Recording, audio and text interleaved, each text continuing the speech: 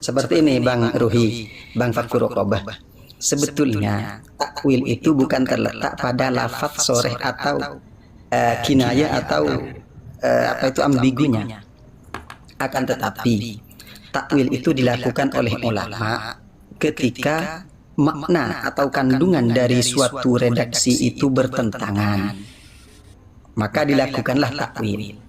Sehingga apa yang sampean tadi tuduhkan, orang yang mau memberikan pembenaran, maka itu melakukan takwil. Tidak seperti itu.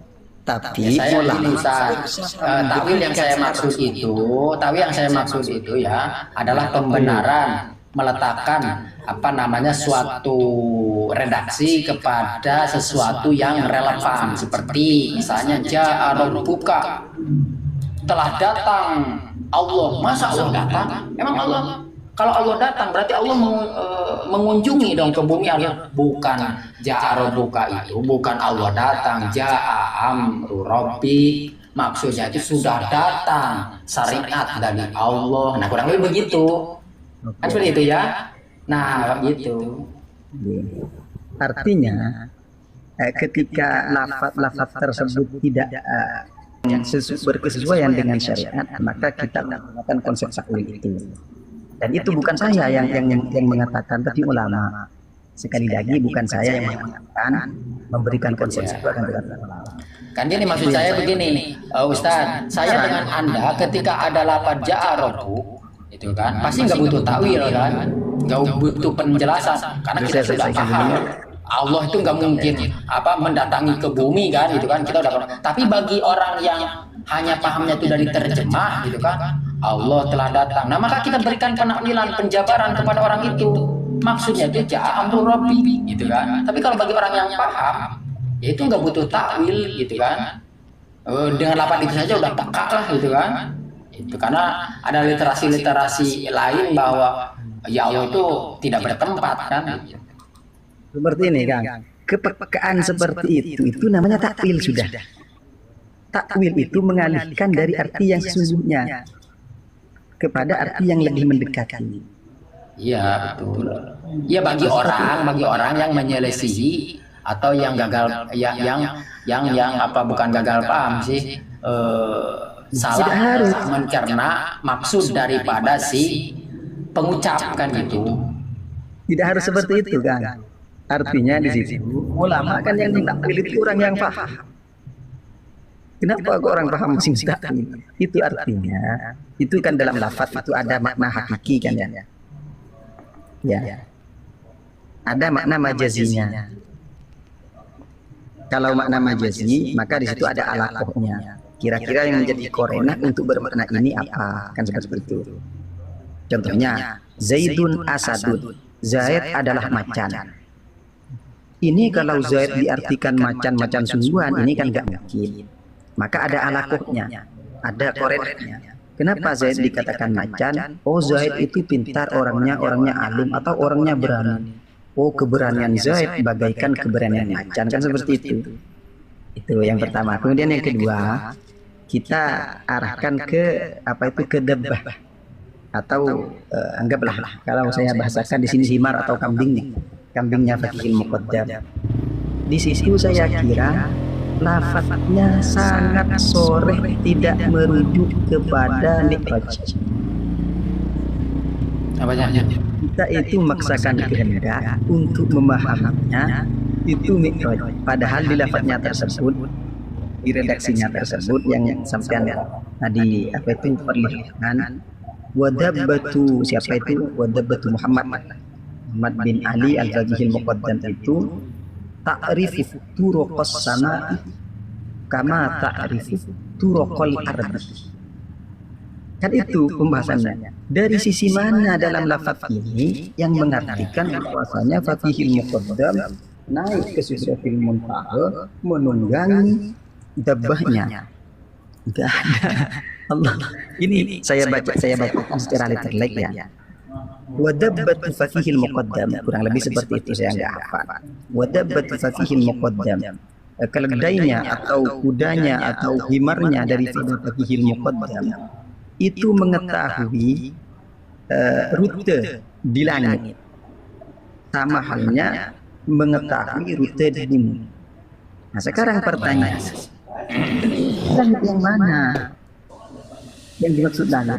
Sidratul Muntaha itu ada di langit apa di atas langit? Ya. Nah ini Ustadz, saya juga dapat video itu ya. Apa sih namanya? Sidratul Muntaha itu di mana, di atas langit atau apa gitu kan? Nah ini menarik juga. Tapi sebenarnya ini udah melebar ya terkait takwil itu, makna dan tarif dan sejenisnya. Apa itu udah clear ya. Intinya sesuatu yang tidak relevan diletakkan kepada apabila ke tekstualnya itu tidak tepat, maka itulah takwil kan, kurang lebih begitulah ya. Atau ingin mempunyai makna maksud daripada kalam itu, kalau menurut saya itu bukan takwil.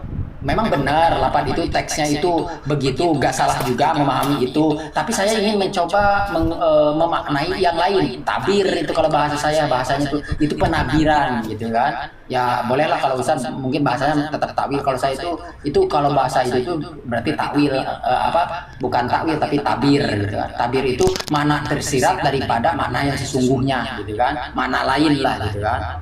Tapi mana konteks yang sebenarnya itu juga disepakati, tapi mencoba untuk menggiring ke makna yang lain yang tidak bertolak belakang dengan mana yang sesungguhnya juga. Itu enggak masalah. Ini Kang, ada yang perlu saya luruskan. Takbir dengan takwil itu beda ya. Takbir itu pernah disampaikan oleh Nabi Yusuf alaihissalam. Perbedaannya antara gini Ustaz, maksud saya itu begini, kan ulama penafsir, ulama ahli tafsir itu kan ya, ada basicnya itu fuqaha, ada basicnya itu ahli tasawuf, ada basicnya itu saintis, maka dia itu akan mempengaruhi dalam menafsirkan makna-makna lain sesuai dengan apa namanya itu psikologisnya mereka atau sesuatu yang mempengaruhi daripada mereka. Kalau fuqaha, maka dia akan identik penafsiran daripada Quran itu kepada fikih pendekatannya. Tapi kalau seorang yang tasawuf, maka pendekatannya itu seperti wali yang mursida. Nah ini kan kalau bagi mufasir yang lain yang bukan ahli sufi, wali yang mursida itu ya daripada apa namanya kekasih-kekasih yang dewasa atau apa sih namanya, yang lurus lah gitu kan. Tapi bagi ahli sufi, wali yang mursida itu adalah makna daripada wali mursid gitu kan. Nah dia akan menggariskan, tapi dia enggak juga keluar daripada konteks yang sesungguhnya. Jadi tergantung apa namanya perspektif, bagaimana background si mufasir itu. Nah kurang lebih seperti itu. Mohon maaf Pak, seperti ini. Sampai ini sudah mencampur aduk. Gini, apa yang saya utarakan ini, saya dari Habib loh, saya jujur. Dari siapa? Dari Habib Profesor Quraisy Shihab. Kurang lebih seperti itu. Ini, seperti ini. Sampai ini sudah mencampur aduk. Istilah-istilah yang itu memiliki takwil, tafsir. Nanti ada takwil juga. Nah tadi bagaimana Ustaz? Kita lanjut ke apa namanya? Jangan dipahami bahwa Sidratul Muntaha itu ada di atas langit atau nama suatu tempat, begitu ya? Bukan, saya nanya ke Jinan. Sampai memahami Sidratul Muntaha itu apa? Kalau saya memaknai Sidratul Muntaha itu kan, karena udah sore, Sidratul Muntaha itu adalah nama suatu tempat yang bukan dijanjikan. Yang nama suatu tempat yang sudah Allah tentukan gitu kan, sudah Allah tentukan tapi nggak tahu di mana itu tempatnya. Tapi kalau kita melihat dari kisah Isra Mi'raj, seolah-olah Sidratul Muntaha itu di atasnya langit. Sebenarnya makna langit ini itu sebenarnya itu tingkatan demi tingkatan.